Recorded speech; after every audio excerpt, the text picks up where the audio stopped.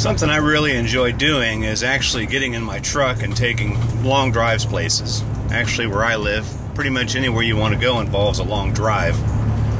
The long drives are not only enjoyable just for the scenery, but it's one of the places that I enjoy doing most of my quality thinking time. Something that all of us could really benefit from, and I can only say this from doing it myself, is taking time out of each day and just thinking about stuff. Most of what we do is just done automatically.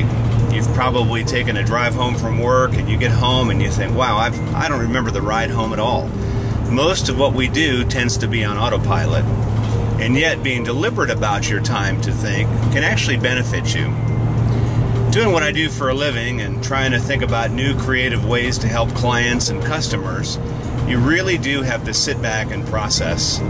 And I have to say, aside from just doing this, taking a long drive in my truck, maybe one of the other places I do my best thinking is when I'm out doing yard work.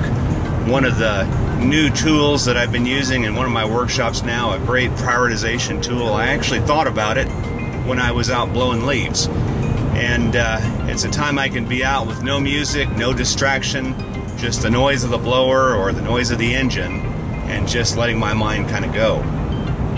Of course, the key is going to be once I get back with all the new ideas, I have to capture them and write it down, and I usually use my Evernote app for that, or just a piece of paper.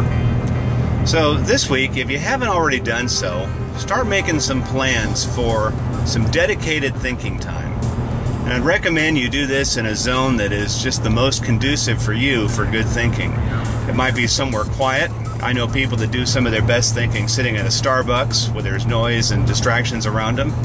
I also know it's important to do your thinking by yourself, especially if you're at home, because people will think that you're not doing anything, just staring at your computer screen or a picture on the wall.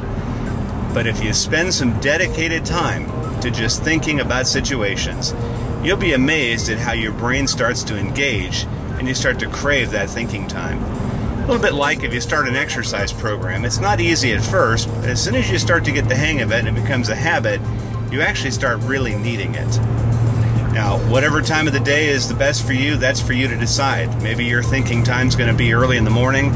For some people, it's when they're out taking a walk during lunch.